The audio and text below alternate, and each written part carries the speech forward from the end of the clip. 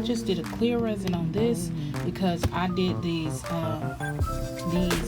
at the same time when I was pouring these, and it kind of ran out of time, and it was about to get hard, the resin. So I had to go ahead and pour these without putting any color or glitter or anything in it, which I still think they turned out great, but they are clear. So this is one piece, which is a cross. All these are crosses, but they're just made in different ways. And this one probably is gonna have to be I'm gonna have to use a little sandpaper to smooth these edges out a little bit, because when you have a little bit of over pour, sometimes it ends up with some rough edges and things. So I'm probably gonna have to shave that down a little bit. But all these have different designs, and as you can see, this one had a little bit of over pour, so I'm gonna have to go ahead, and these are hard too, see. So I'm gonna have to go ahead and use some sandpaper to, get these edges right, because I had some overpour. But that's what happens when you're running out of time. And this is another one, but a different one. And like I said, you can see those edges. I'm gonna have to use that sandpaper, and I have a Dremel tool that helps to go in between here and kind of clean up these edges and things. So it's not gonna be a big problem. I've done it before. This one came out perfect. It's got a little bit of overpour, but you can hardly tell it. So, like I said, I was doing these, but end up running out of time, and that's what happened. This one, I don't have any overpour on that. It just came out like it's supposed to.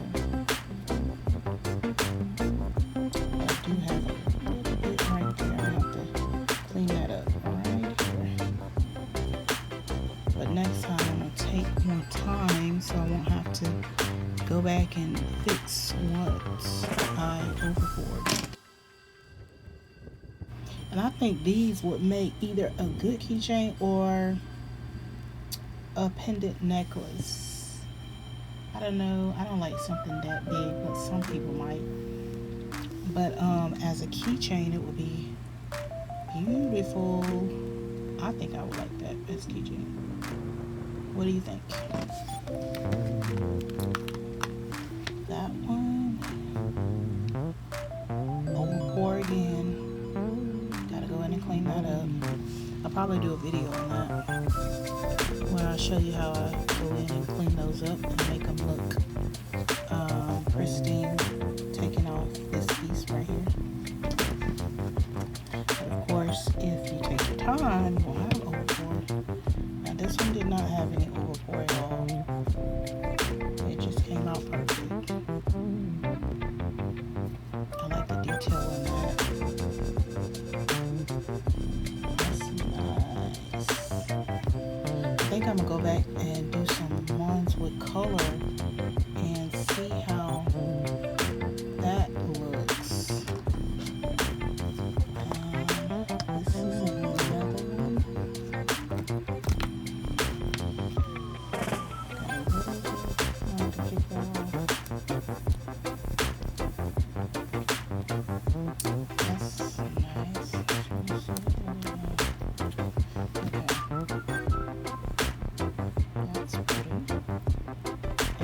Some of the holes are filled in and some of them not, but you just get a Dremel tool and you make that hole back in there, and you can string it on whatever you want.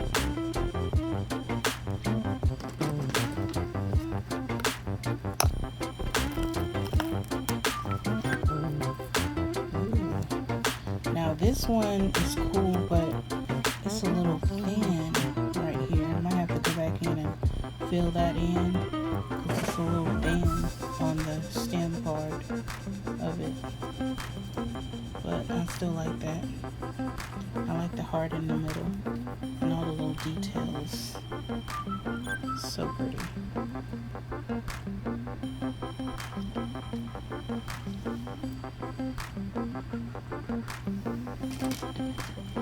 And this right here. Alright. This one seems a little thin on this side too. This was thick up here, but I think I, didn't pour enough in the middle. But you can go back in and just kind of add some more because it's kind of got this little ridge, if you can see that. So you can go back in and pour a little bit more and make it a little bit thicker. But this one has the heart details too. I might think about doing a black and red one of these next time. I think that would be pretty. And lastly, I got this one in the cross mold. I think that one turned out good too. Yep.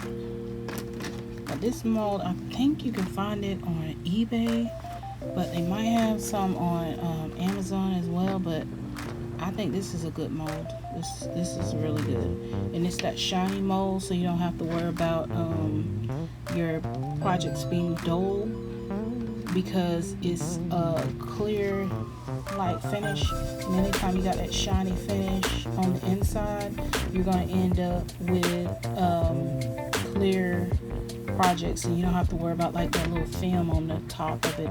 Although you can easily fix that by just using some like diamond glaze or something like that to make it not be, make it be clear and translucent. Lastly, I have these. Now I like this mold, but good grief, they break so easily. I think I got these off eBay a while ago, and you see there's a crack in this because it's so thin, so it just doesn't hold well after you do it. Like one time I broke like 2 or 3 of these molds, and it's just not worth it. So I would suggest something else. I think I got these off eBay, but it does have the little clear cylinder. But anyway, these are some coasters that I use the alcohol inks in them to create this pattern. This is the red, pink, white, and I want to say orange. This is the edges of it, if you can see that. I can't see that. I hope you can see this really good on camera. But it looks even better in person. But that's how alcohol inks react in resin. I'm sure you've seen this probably before, but yeah. You can look at this all day.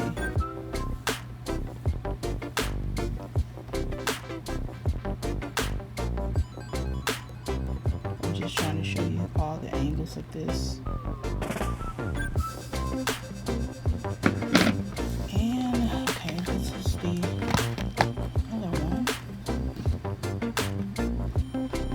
I use a black, a white, and the light pink, and I think orange and blue in this one.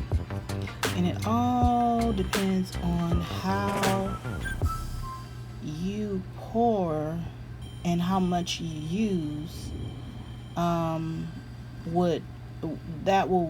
You can get a different pattern based off of that. Like how much you pour into there. That's the only thing that you can really control, is how much you put in there, and what colors you choose to use in there.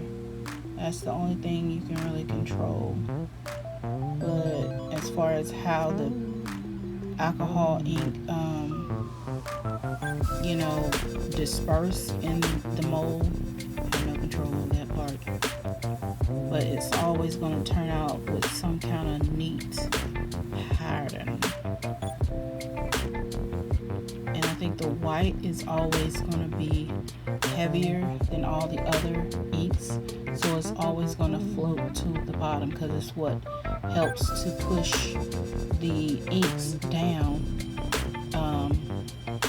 If you don't have the white, most of the time it's just going to sit on top, which is fine. I've done that too, and it's made a pretty pattern as well.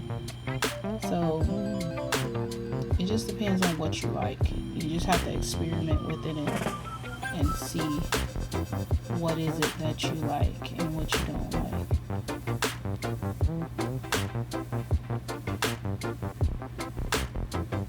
Okay, this is the last one. But I still do not recommend these molds. I really don't. I mean, I like them that the thing turned out well in it, but after you trying to get them out, it's just, oh my god, it makes holes and everything. So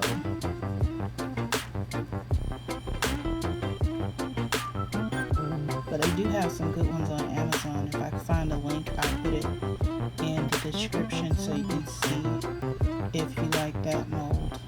Something similar to this one. But you want to get one that's shiny so you don't have to go back and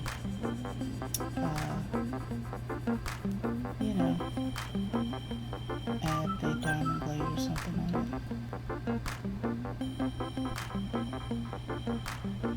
But I like experimenting with different types of